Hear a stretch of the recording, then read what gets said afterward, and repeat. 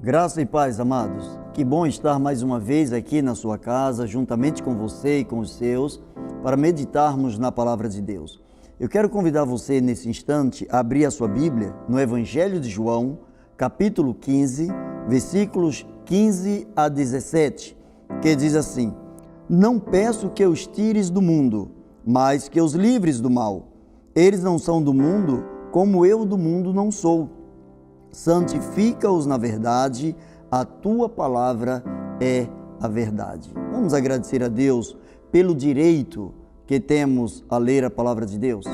Pai bendito, louvamos o teu nome, te agradecemos pelo teu poder e pela tua graça. Enche-nos, ó Deus, cada vez mais da tua presença. Derrama sobre nossas vidas a tua orientação. Que esta palavra, Senhor, possa estar em cada coração ouvinte, que ela possa abençoar, que ela possa transformar vidas, pois assim oramos no nome de Jesus. Amém. Deixa eu falar um instante aqui com você sobre não deixe que o mundo faça marcas em você. Na oração que Jesus fez ao Pai, esse texto relata uma oração que Jesus fez ao Pai em favor dos seus discípulos, em meu favor, em favor da sua vida e em favor dos seus familiares. Ele começa a interceder, afirmando que os seus discípulos não trazem em si as marcas do mundo. Ele começa pedindo ao Pai o reconhecimento de que ele cuidou desses discípulos o tempo todo, que ele os alimentou pela palavra de Deus e que as marcas que esses discípulos trazem são marcas oferecidas pelo próprio Espírito Santo, pelo próprio Deus, pela própria palavra de Deus. Embora estivessem vivendo no mundo, Jesus deixou bem claro que, embora rodeado de pessoas que fazem parte deste mundo, e quando ele se refere a este mundo, ele fala aos moldes da maldade, da pecaminosidade, das coisas incertas, das coisas que desagradam a Deus. Embora os discípulos estivessem rodeados de pessoas revestidas de maldade, revestidas das obras da carne, Jesus deixou bem claro para o Pai que os discípulos, os verdadeiros discípulos, não apenas os apóstolos, mas os discípulos, e isso inclui você também, isso inclui todo aquele que declarar Jesus como seu único e suficiente Salvador. Sobre estes, diz Jesus diante de Deus, eles não trazem as marcas do mundo. Por uma razão muito simples, os discípulos, eles devem, por conta da bagagem que eles têm na palavra de Deus, eles devem resistir às tentações mundanas. Existem várias formas de se resistir ao pecado. Existem várias formas de se dizer não às coisas que se antepõem à vontade do Senhor. E uma delas, a Bíblia deixa bem clara, que é a questão da fuga. É quando a fuga, ela passa a ser positiva. A palavra do Senhor diz, fugir da aparência do mal. As pessoas que não fazem parte, no sentido de não têm prazer nas coisas e na composição do mundo, elas não querem ser comparadas ou elas não querem deixar transparecer na sua vivência obras da carne ou coisas do mundo. Quando Jesus diz assim, não peço que os tires do mundo, que Jesus falou o seguinte, eles estão no mundo com um propósito. Eles estão aqui por conta de algo planejado pelo próprio Deus. Então, Pai, não os tires do mundo. Por vezes encontramos pessoas orando a Deus para saírem do mundo, para saírem da vida. Esta oração não deve ser mais proferida diante do Senhor. O Senhor não tem prazer na morte daqueles que têm um projeto sobre suas vidas. Aqueles que verdadeiramente declararam Jesus como seu Senhor e Salvador, essas pessoas reconhecem que Deus tem um projeto de vida nas suas vidas. Sobre suas vidas, Deus arquitetou planos maravilhosos. E por conta desses planos, essas pessoas não coadunam, não vivem de acordo com os prazeres do mundo. O discípulo ou os discípulos, eles precisam ser sal e luz da terra. Imagine então uma comida totalmente sem sal. Uma comida totalmente sem sal, ela não pode exibir o determinado valor, ela não pode exibir o determinado sabor. É preciso ter um pouco de sal, o sal é o tempero. Jesus estava dizendo para Deus, se você tirar os discípulos do mundo, o mundo vai ficar insosso, o mundo não vai ter sabor. O tempero do mundo é o povo de Deus. O tempero do mundo é a palavra pregada pelo povo de Deus. É o testemunho do povo de Deus. Imagine se de repente faltasse energia, se a negritude da noite envolvesse toda a sua casa, de modo que não tivesse nenhuma fagulha de luz, nenhuma vela acesa, nenhuma lamparina, enfim, na ausência total de luz, as trevas predominam. E o que é que Jesus estava dizendo? Se os discípulos saírem do mundo, o mundo continuará em plenas trevas. O discípulo, você que é cristão, você foi chamado para iluminar o mundo. Existe uma razão para você estar nesse mundo. Existe uma razão para você, muito mais que frequentar a casa de Deus, demonstrar esse Deus no seu dia a dia. É possível estar no mundo e não se contaminar com esse mundo? Sim. O próprio Jesus é exemplo disso.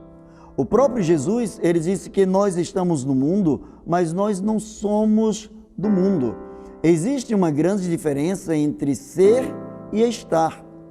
Quando você diz que você é alguma coisa, por exemplo, se você diz que você é um ser humano, isso não tem como mudar. Essa característica não tem como abstrair, não tem como suprimir, não tem como retirar de você. Mas você pode dizer, eu estou em um momento de dificuldade. E esse momento de dificuldade não quer dizer que ele seja eterno ou que ele não venha passar. Vai passar os céus, vão passar os céus, vai passar a terra, mas a palavra de Deus não há de passar. Ela há de continuar para a glória de Deus. Os discípulos, eles devem ter prazer naquilo que pertence a Deus e não nas coisas que são do mundo. Não deixe que o mundo faça marcas em você. Há muitas pessoas marcadas pelo mundo. As tentações, todos nós vivemos e convivemos com elas. As tentações, todos nós passamos por momentos adversos, momentos de imperfeições, momentos de fraquezas, mas essas marcas, elas não precisam predominar. O mundo, ele sempre vai jogar para cima de cada um de nós aquilo que lhe é aprazível. Para o mundo ou para o sistema do mundo, é muito melhor que o discípulo não apenas falhe, mas que ele tenha prazer na falha, que ele tenha prazer no pecado. Todo discípulo, todo servo, ele peca. A palavra de Deus diz que se dissermos que não pecamos, fazemo-lo mentiroso e a sua palavra não está em nós. Nós temos limitações. Então, qual a grande diferença entre aqueles que são marcados pelo mundo e aqueles que são marcados pelo Espírito Santo de Deus? O prazer na lei do Senhor. Aqueles que são marcados pelo Espírito Santo de Deus têm o seu prazer na lei do Senhor e nessa lei meditam de dia e de noite. E quando alguém medita, não apenas lê, quando alguém medita, significa que alguém supõe, alguém propõe mudanças para a sua vida. Quando alguém começa a meditar, é porque começa a comparar a sua vida com os parâmetros divinos, começa a comparar a sua vida com os parâmetros da própria palavra de Deus. Então, o discípulo do Senhor Jesus não deve ter prazer nas coisas do mundo. E o que Jesus quis afirmar com isso, quando ele disse que nós não deveríamos ter prazer nas coisas do mundo? Quando ele diz que não devemos ter prazer nas coisas do mundo, é porque aquilo que vem de Deus deve ser aprazível. Aquilo que vem de Deus deve invadir os nossos corações. Aquilo deve nos satisfazer, aquilo deve nos preencher. Nós não temos tudo que gostaríamos de ter aqui na terra. E nunca teremos tudo que gostaríamos de ter aqui na terra. Porque faz parte do ser humano esse desejo, faz parte do ser humano o sonho de crescimento em todas as áreas possíveis. Em todos os momentos possíveis, nós vamos conviver com coisas boas, agradáveis ou ruins e desagradáveis. A cada momento nós vamos passar por estas situações, nós vamos conviver com tais coisas. Porém, aquele que é discípulo do Senhor, ele tem prazer na lei do Senhor. Quando nós olhamos Jesus orando ao Pai, ele estava mostrando ao Pai a diferença que deve existir na vida de um discípulo. Quando ele diz assim: Pai, eu peço que não os tires do mundo, mas que os livres do mal. Nós encontramos alguns servos do Senhor, desde o Antigo Testamento até o Novo Testamento, que pediram para si a morte, que quiseram sair de cena, que quiseram deixar a situação que estavam vivendo, a situação que estavam vivenciando, as coisas desagradáveis com as quais eles estavam lidando. Tais pessoas tiveram pressupostamente a ideia de que fora dessa esfera elas estariam bem melhores. Há algumas pessoas que pediram a Deus até mesmo para saírem de cena, pediram a Deus até mesmo a morte. A essas pessoas Deus não atendeu. E sabe por que não atendeu? Porque a palavra de Deus diz que nós não somos do mundo, nós estamos no mundo. E quando Deus faz alguma coisa, Deus sempre faz debaixo de um propósito. Deus não criou você sem um propósito. Você tem um propósito, Deus tem um propósito com a sua vida. Deus, ao permitir que você viesse a essa terra, Deus criou uma estratégia para que o nome dele fosse glorificado através da tua vida. E por isso não adianta você pedir para sair de cena. Você deve pedir ao Senhor que o prazer da lei do Senhor, a força do Senhor, a alegria do Senhor que traz a nossa força, ela possa superabundar, ela possa ser algo tremendamente grande, diferenciado de tudo e de todos, para que através da tua vida o nome do Senhor seja glorificado neste mundo. Os discípulos de Jesus, eles são santificados pela palavra do Senhor. Olha o que diz o versículo 17. Santifica-os na verdade, a tua palavra é a verdade. Esta palavra que é a verdade, esse Senhor que é a verdade, o próprio Jesus se auto-intitulou como sendo a verdade. Eu sou o caminho, eu sou a verdade, eu sou a vida. Ninguém vem ao Pai senão por mim. Jesus é a verdade. E ele diz: Pai, santifica-os na verdade, santifica-os em mim mesmo.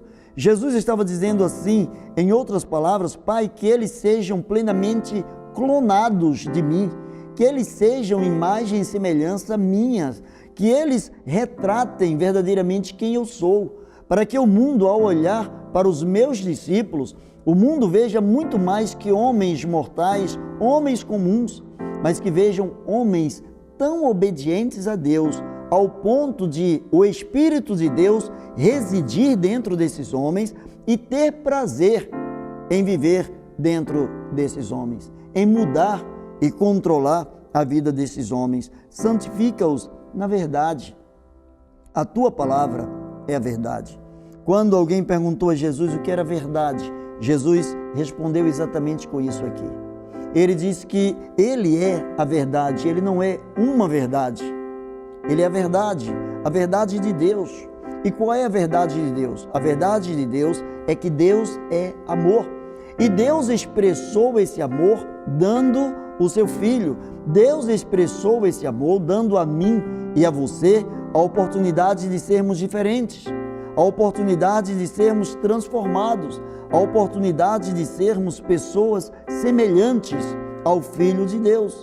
Obviamente, nunca sem pecado, porém sem prazer no pecado, porque nós não somos do mundo, você não é do mundo, Você não precisa trazer as marcas do mundo, as marcas do pecado. Mas e o que fazer depois de um determinado momento em que descobrimos que por algum momento ou por algum instante nós caímos em tentação, nós pecamos, nós saímos daquele parâmetro colocado pelo próprio Deus? Pequei. E agora? Nós não somos do mundo. O mundo, quando alguma coisa quebra, o mundo troca essa coisa. O mundo vive hoje debaixo da intolerância. Quando de repente alguém falha, para o mundo não presta mais. Você vê diante das mídias quando algumas pessoas, alguns vultos, algumas pessoas que são tidas como autoridades em todas as áreas possíveis, seja na política, seja na religião, seja na intelectualidade, seja na ciência, seja em quaisquer das esferas humanas possíveis, nós encontramos o mundo simplesmente descartando. Você só é bom para o mundo até o dia em que você está fazendo tudo de acordo com os parâmetros do mundo. Quando você infringe alguma lei do mundo, você deixa de ser importante para o mundo. Você já observou que geralmente quando as pessoas se convertem, as pessoas tinham amigos, as pessoas saíam, bebiam, fumavam, cheiravam, viviam em orgias, enfim, eram amigas íntimas, faziam tantas coisas juntas. Mas geralmente quando as pessoas se convertem, as outras amigas começam a vê-las como alguém diferenciado e que agora parece trazer um quê de medo, um quê de mudança ao seu convívio, já não querem mais aceitar tais pessoas como sendo as mesmas, porque agora as pessoas estarão focadas numa outra dimensão, em uma dimensão em que elas não desejam estar. Os discípulos do Senhor, eles são santificados, portanto, na palavra de Deus. Não existe nenhuma possibilidade de santificação fora da palavra de Deus. Eu faço as minhas orações em casa, eu não estou ligado ao corpo de Cristo, eu não preciso ser alguém declaradamente cristão, mas eu sou melhor do que muitos cristãos. E eu acredito que você é melhor do que muitos cristãos. Acredito. E eu acho que você acredita tanto que é melhor do que tantos outros cristãos, que eu acho que você já traz para você uma autossuficiência. A palavra do Senhor mostra que sem a palavra de Deus, sem a verdade de Deus, sem o Filho de Deus, ninguém pode chegar a Deus. Santifica-os. Na verdade, a tua palavra é a verdade. A santificação não se dá por estar num templo, ou estar em casa, ou comungar com esta ou aquela denominação. A santificação está em você se autorretratar diante do Senhor, em você derramar o seu coração diante do Senhor, em você abrir o seu coração e reconhecer a limitação da sua vida por conta dos seus pecados e permitir que Cristo, através do poder do sangue derramado na cruz do Calvário, santifique a tua vida. Mas eu quero caminhar para o final. Somente o Espírito Santo de Deus pode fazer marcas de santificação na tua vida. O mundo faz marcas, sim. Por vezes as pessoas são marcadas por um amor que não deu certo. Às vezes as pessoas são marcadas por uma parceria comercial que não deu certo. Às vezes as pessoas fazem uma determinada sociedade com outras pessoas e essa sociedade não dá certo e essas pessoas são marcadas. Essas pessoas vivem entristecidas porque foram feridas, porque foram ultrapassadas, porque foram pisadas, porque foram enganadas. Enfim, quais são as marcas do mundo? Quando nós ambicionamos coisas grandes, as feridas também são enormes. Quanto maior a nossa perspectiva de crescimento em todas as áreas humanas, maior a probabilidade também de encontrarmos obstáculos. E esses obstáculos fazem parte das marcas do mundo.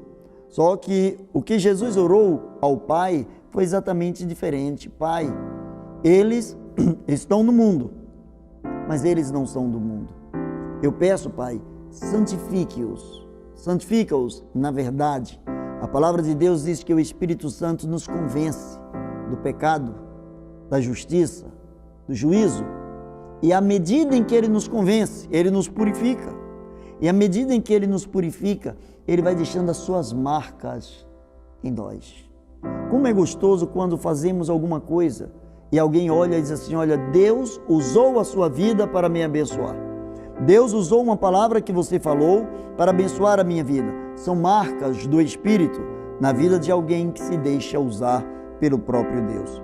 Mas como saber se eu tenho ou não uma vida santificada? Como saber ou não se a minha vida agrada a Deus? Como saber se um determinado aparelho eletroeletrônico ele está funcionando da forma correta, da maneira a que ele fora programado para funcionar? Quando eu olho para as diretrizes colocadas pelo fabricante. Quando eu olho para um remédio e eu vejo a bula, eu sei quais são os possíveis efeitos colaterais e para o que ele serve.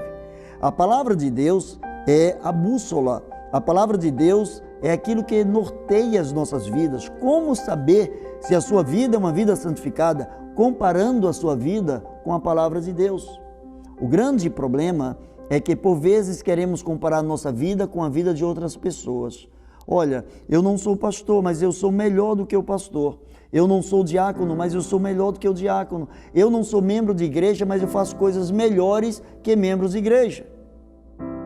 Os parâmetros que Jesus orou a Deus não foi: Pai, compare-os com os melhores do mundo, mas ele diz: Pai, santifica-os na verdade. Ele estava dizendo o seguinte: Pai, pega os teus filhos, os meus discípulos, e os mergulhe na verdade. E à medida em que eles mergulharem na verdade, eles estarão encharcados da verdade. E à medida em que eles andarem, as pessoas perceberão que eles estão revestidos e investidos da verdade. Santifica-os na verdade. A tua palavra é a verdade. E para concluir, a palavra do Senhor diz: Jesus não pediu para que o Pai tirasse os discípulos do mundo.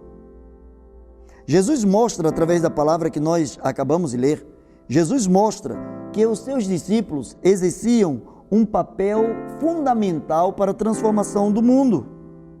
Os discípulos exerciam um papel totalmente diferenciado.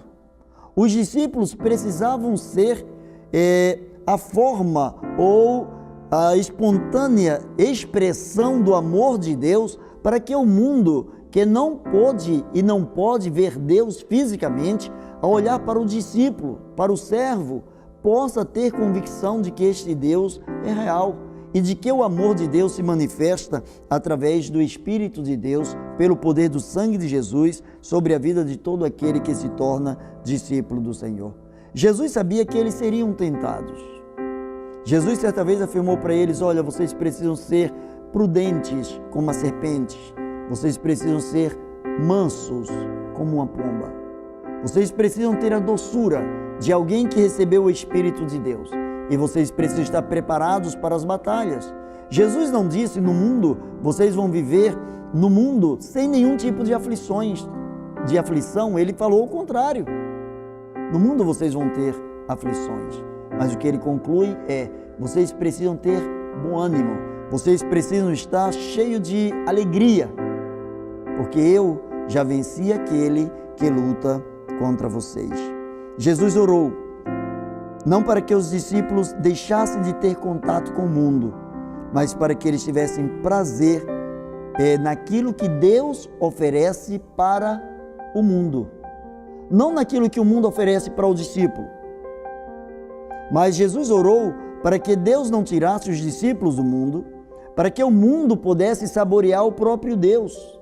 E o mundo só pode saborear o próprio Deus quando o discípulo, quando você que é servo, eu que sou servo, nos tornamos e vivemos como sal da terra, como luz do mundo, revestidos da verdade de Deus, investidos da verdade de Deus. O verdadeiro discípulo tem prazer na lei do Senhor. e nesta lei ele medita de dia e de noite. Eu quero orar por você, para que cada vez mais as marcas do Espírito de Deus estejam impregnadas na tua vida. Não deixe que o mundo faça marcas em você. Pai bendito, em nome de Jesus, na autoridade do nome de Jesus, Senhor, santifica os teus filhos. Estende a tua mão de poder, repreendendo, ó Deus, todo o pecado, repreendendo, ó Deus, tudo que desagrada o teu Espírito, repreendendo, ó Deus, toda e qualquer altivez, todo e qualquer pensamento, tudo que se levante dentro de nós contra a tua vontade. Manifesta a tua graça, manifesta o teu poder, pois assim oramos, em nome de Jesus. Amém e amém. Deus abençoe você.